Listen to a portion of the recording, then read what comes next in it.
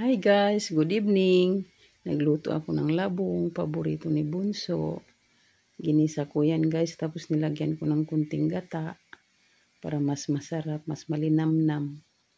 Yan, paborito ng aking bunso.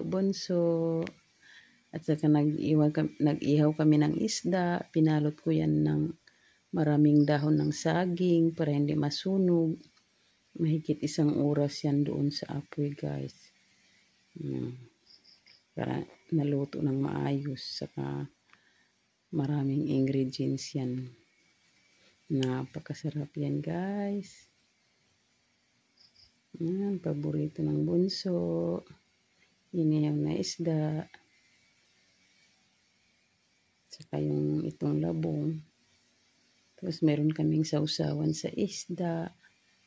Yan, pipino. At saka kamatis, sibuyas. Nilagyan ko rin yan ng bawang. At saka kunting suka. Yan. Kain na tayo. Mangaon na ta, mangantayon, kumaon na kita niyo. Let's eat. Thank you so much guys for watching. I love you guys.